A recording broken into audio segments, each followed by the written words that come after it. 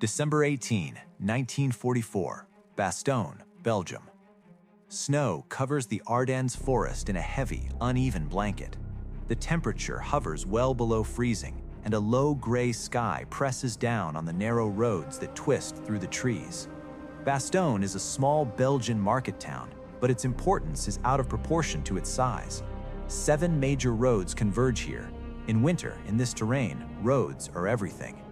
By the afternoon of December 18, American trucks grind into the town from every direction. They carry exhausted men from the U.S. 101st Airborne Division, paratroopers who were never meant to fight as regular infantry, and certainly not in the dead of winter. Many of them arrived without winter coats. Some are missing ammunition. A few are still carrying gear from earlier fighting in France and Holland. They are here because something has gone wrong. 2 days earlier, before dawn on December 16, the German army launched its last major offensive of the war in the West. Adolf Hitler committed more than 200,000 men, supported by nearly 1,000 tanks and assault guns, in a surprise attack through the Ardennes, terrain the Allies believed unsuitable for a major operation. German artillery opened fire along an 80-mile front, smashing into thinly held American lines. Snow and fog grounded Allied aircraft. German units punched deep into the American rear, creating confusion, traffic jams, and shattered command posts. The attack would become known as the Battle of the Bulge. Bastogne lies directly in the path of that bulge. The 101st Airborne, commanded by Major General Maxwell D. Taylor, is not even complete when the call comes. Taylor himself is in the United States. The division is pulled out of rest camps in France and rushed north in open trucks. The acting commander on the ground is Brigadier General Anthony C. McAuliffe, the division artillery commander, a calm, methodical officer who has never commanded the division in combat. By nightfall on December 18, McAuliffe understands the situation. German armored divisions, the 2nd Panzer, Panzer Lehr, and elements of the 26th Volksgrenadier Division are converging on Bastogne. The town must be held.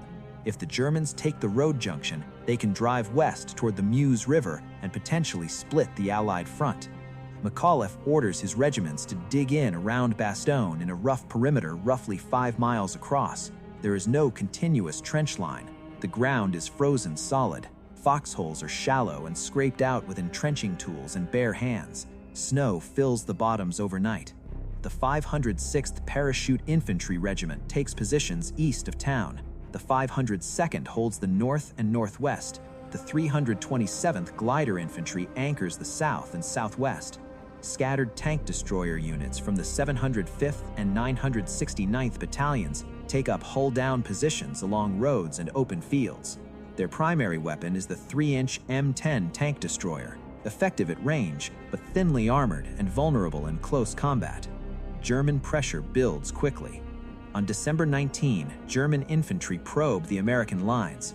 Artillery shells crash into Bastogne itself, shattering buildings and setting fires that cannot be extinguished. Civilians shelter in cellars alongside American medics and wounded. The wounded accumulate faster than they can be evacuated. There is no safe road out. By December 20, German armor closes the ring. Bastogne is encircled.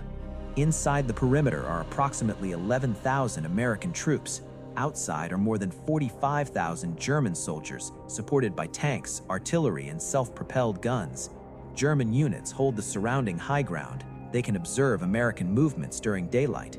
Every resupply convoy is cut off. Ammunition is rationed. Artillery fire is limited to essential targets only. The weather worsens.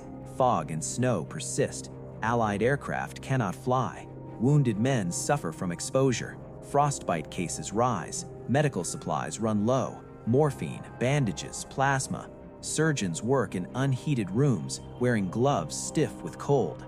On December 21, German attacks intensify, especially in the south near the village of Marvy. German armor push forward behind infantry, their engines audible before they are visible. American bazooka teams wait until the last possible moment to fire, aiming for side armor at distances of less than 100 yards. Some shots bounce off frozen steel, others find their mark. The fighting is close, violent, and confused. Fields change hands multiple times in a single day. The Americans hold, but barely. On the morning of December 22, under a white flag, a small German delegation approaches the American lines. They carry a written message addressed to the USA commander of the encircled town of Bastogne. The note demands surrender. It warns of annihilation if resistance continues. It offers honorable treatment for prisoners.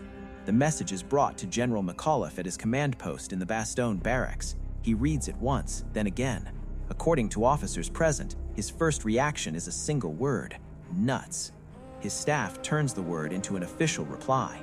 When the German officers receive it, they are confused. A lieutenant explains, it means, go to hell. The refusal spreads quickly through the perimeter. It does not change the tactical situation, but it hardens resolve. There will be no surrender.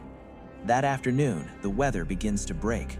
By December 23, the skies clear enough for Allied aircraft to fly. C-47 transport planes appear over Bastogne, dropping parachuted bundles of ammunition, food, medical supplies, and winter clothing. Not every bundle lands inside the perimeter. Some fall into German hands. Enough reach the Americans to stabilize the situation. Allied fighter bombers follow. P-47 Thunderbolts dive on German positions, strafing roads and artillery batteries. For the first time in days, German movements are exposed. The Germans continue to attack. On December 24, Christmas Eve, German artillery pounds Bastogne relentlessly. Shells fall into the town's center, killing civilians and soldiers alike.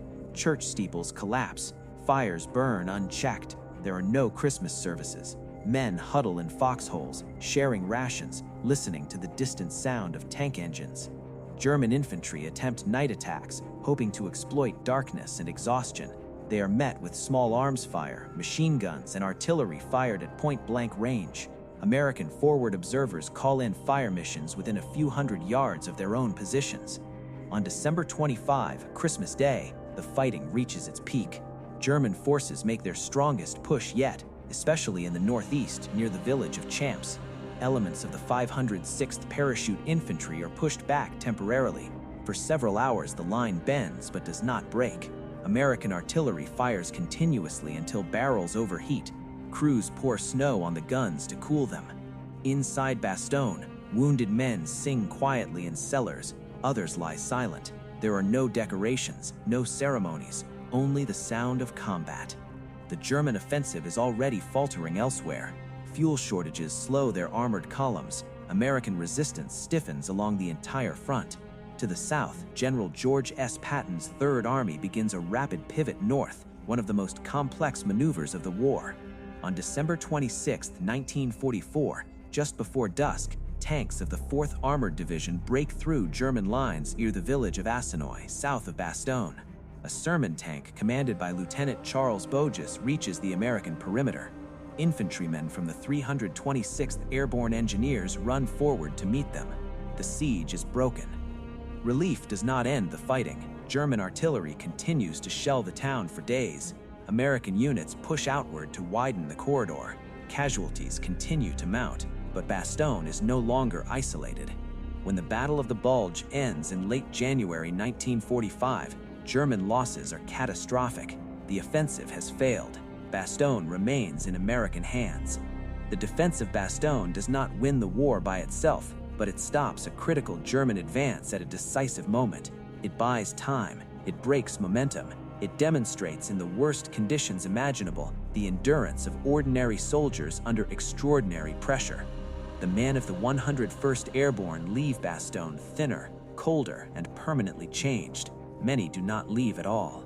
Their stand becomes a symbol, not of defiance alone, but of discipline, endurance, and the cost of holding ground when there is nowhere left to retreat.